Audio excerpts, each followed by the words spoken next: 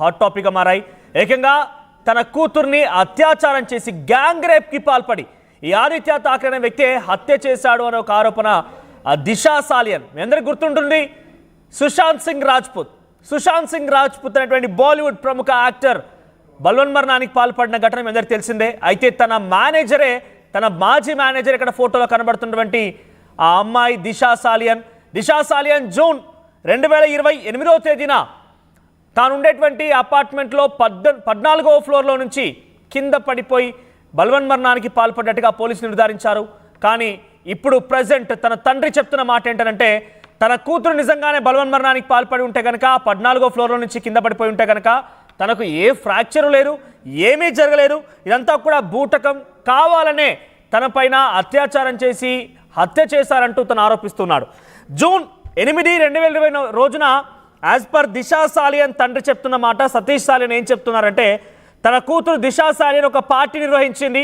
ఆ పార్టీకి ఇటు మాజీ ముఖ్యమంత్రి అనేడు ఆదిత్య ఠాక్రేతో పాటుగా మరికొంతమంది సినీ రాజకీయ ప్రముఖులు కూడా హాజరయ్యారు.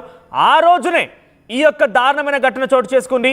ఈ దారుణ ఘటనలో తన కూతురు పైన ఈ రకంగా అందరూ కలిసి గ్యాంగ్ రేప్కి పాల్పడ్డారంటూ దిశా సాలియన్, ఇక్కడ ఫోటోలో కనబడుతున్నటువంటి ఆ అమ్మాయి యొక్క తండ్రి సతీష్ సాలియన్ చెప్తున్నాడు. ఏకంగా తనకు కాబోయే భర్త కూడా దీంట్లో క్రియాశీలకంగా ఉన్నాడు. తన భర్త పాత్ర కూడా ఉంది, కాబోయే భర్త ఫియాన్సీ రోహన్ రాయ్ కూడా హస్తం కూడా ఉంది దీంట్లో అని చెప్పి తండ్రి సతీష్ సాలియన్ చెప్తున్నాడు. అయితే ఆ రోజు రాత్రి 14వ ఫ్లోర్లో నుంచి దిశా సాలియన్ అనేటువంటి ఈ అమ్మాయి సుశాంత్ సింగ్ రాజ్పుత్ వాళ్ళ మేనేజర్గా పనిచేసిన ఈ అమ్మాయి 14వ ఫ్లోర్లో నుంచి కింద పడిపోయి బల్వన్ మరణానికి పాల్పడింది. వెంటనే పోలీసులు ఈ కేసుని క్లోజ్ చేశారు. తను నిజంగానే బల్వన్ మరణానికి పాల్పడిందని చెప్పి క్లోజ్ చేసేసారు. పెద్దగా ఈ కేసుని ఎటువంటి విధంగా ఇన్వెస్టిగేషన్ కూడా చేయలేదు. ఆ తర్వాత ఎగ్జాక్ట్గా 6 రోజులకి, అంటే 2020 జూన్ 14న సుశాంత్ సింగ్ రాజ్పుత్ కూడా మనందరికీ తెలిసిందే, ఆయన బల్వన్ మరణానికి పాల్పడ్డాడు. అయితే ఆ విషయంలో కొంత అనుమానం వ్యక్తమైంది. ఏకంగా బాలీవుడ్ ప్రముఖులపైన, రాజకీయ ప్రముఖులపైన, బిజినెస్ మ్యాగ్నెట్స్ పైన, తన గర్ల్ ఫ్రెండ్ అయినటువంటి రియా చక్రవర్తి పైన కూడా అనేక అనుమానాలు వ్యక్తమయ్యాయి. ఇక్కడ సుశాంత్ సింగ్ రాజ్పుత్ తండ్రి కేకే సింగ్ కూడా అటు రియా చక్రవర్తి పైన, కొంతమంది వ్యక్తులపైన కేసు నమోదు చేశాడు. తన కుమారుడి యొక్క బల్వన్ మరణం పైన అనుమానం ఉందంటూ కూడా ఆయన కంప్లైంట్ ఫైల్ చేస్తే ఆ కేసుని సిబిఐ టేకప్ చేసింది. ఆ తర్వాత రియా చక్రవర్తి, సుశాంత్ సింగ్ రాజ్పుత్ గర్ల్ ఫ్రెండ్ రియా చక్రవర్తి కూడా, తను కూడా యాక్ట్రెస్సే, సో తను కూడా కంప్లైంట్ ఫైల్ చేసింది. సుశాంత్ సింగ్ రాజ్పుత్ యొక్క సోదరిమణులు, అంటే వాళ్ళ సిస్టర్సే ఆయనకి రాంగ్ మెడికల్ ప్రిస్క్రిప్షన్ ఇచ్చి అది తీసుకునే విధంగా చేసి బల్వన్ మరణానికి పాల్పడేందుకు కారణమయ్యారంటూ కూడా తను కంప్లైంట్ ఇచ్చింది. ఈ 2 కేసులను కూడా సిబిఐ ఎంక్వైరీ చేసింది. సుమారుగా 5 ఏళ్ల పాటుగా విచారణ కొనసాగింది.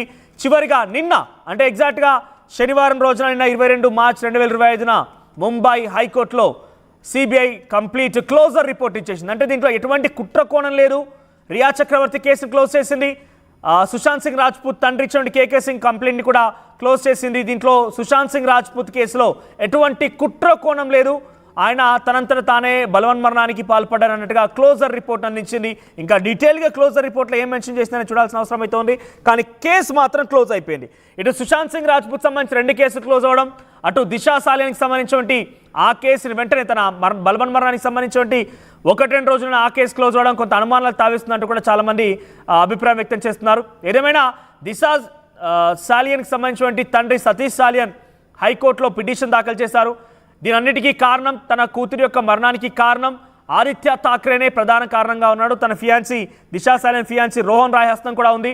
వీరందరూ జూన్ 8, 2020 రోజున అపార్ట్మెంట్లో పార్టీ చేసుకున్నారు.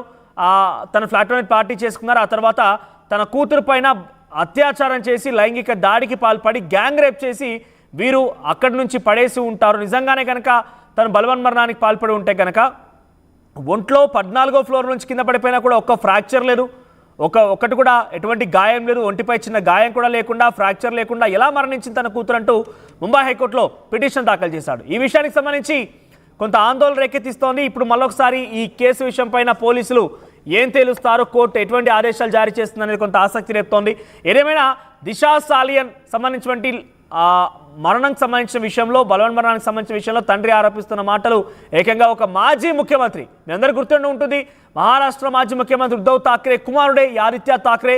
సో ఆదిత్య ఠాక్రే పైన ఈ ఆరోపణలు రావడం అనేది కొంత ఆసక్తి రేపుతోంది. అయితే ఆయన పైన ఎందుకు ఆరోపణలు వస్తున్నాయి, మరి ఆ రోజు కంప్లైంట్ ఇవ్వకుండా సతీష్ సాలియన్ ఇప్పుడే ఎందుకు ఫిర్యాదు చేశారని అనుమానం మీకు రావచ్చు. దీంట్లో ఒకటే ఏంటనంటే ఆయన ఆ సమయంలో ఇవ్వకపోవడానికి వెనక్కి రావడం గల కారణం ఏంటంటే తన కూతురు పైన బాధలో ఉన్నారు. అట్ ది సేమ్ టైం ఆ కేసు సంబంధించి వెంటనే పోలీసులు క్లోజ్ చేయడం కూడా అనుమానం వ్యక్తం చేశారు. అప్పుడు ఉద్ధవ్ ఠాక్రే ప్రభుత్వం అధికారంలో ఉంది కాబట్టి ఆయన ఏం చేయలేకపోయాడని ఆయన చెప్తూనే ఇప్పుడు పిటిషన్ దాఖలు చేశారు. మరి పిటిషన్ ఎలా వస్తుందో చూడాలి. ఒకసారి దీనికి సంబంధించి అటు దిశా సాలియన్కి సంబంధించి తరపున ఈ యొక్క తండ్రి సతీష్ సాలియన్ వేసినటువంటి కేసు విషయంలో అడ్వకేట్ ఒకరు మాట్లాడుకొచ్చారు. దిశా సాలియన్ తరపున అడ్వకేట్ మాట్లాడిన మాటలు విందాం.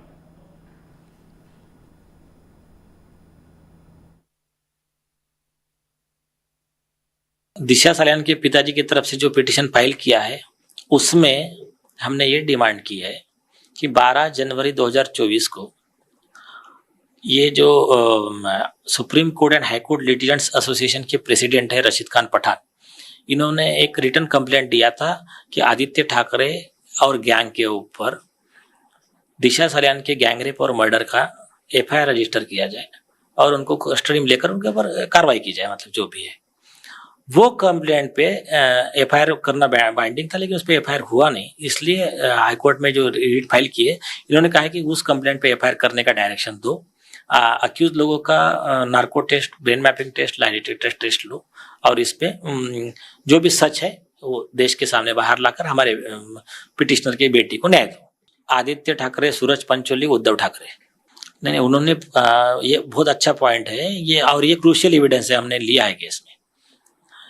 उन्होंने कॉल इसलिए किया था और उन्होंने कहा था, जैसा नारायण राणे जी ने स्टेटमेंट दिया और उसको डिनाई नहीं किया था उद्धव ठाकरे ने।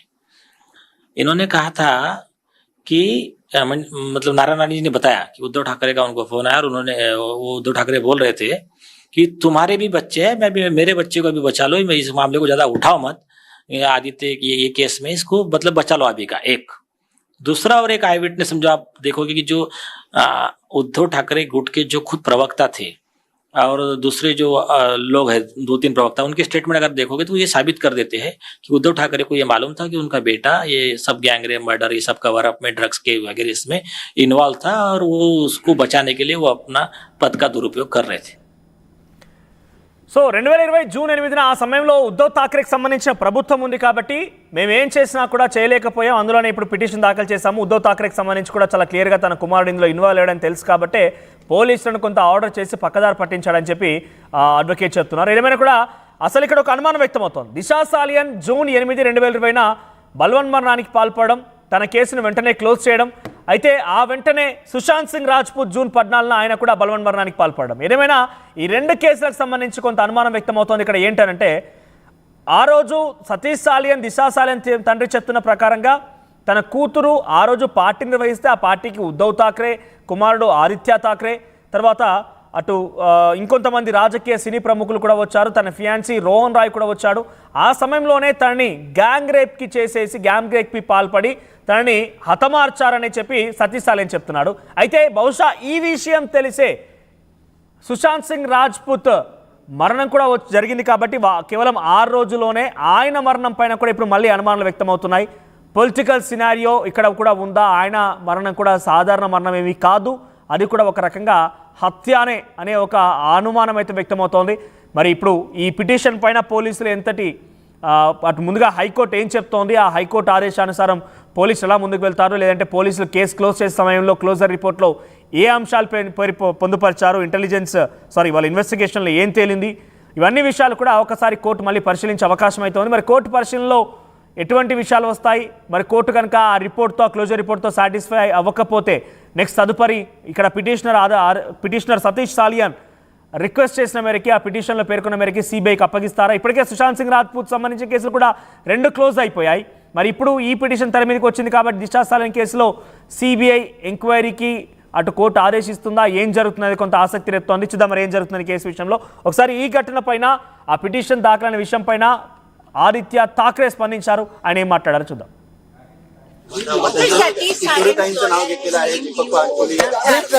A lot of people have tried to detain me for the last 5 years. If it's in court, we will speak in court. But you took it 5 years. But we have exposed the government in this one session itself. If you see, a lot of people have tried to detain me for the last 5 years. If it's in court, we will speak in court. But you took it 5 years. at KLA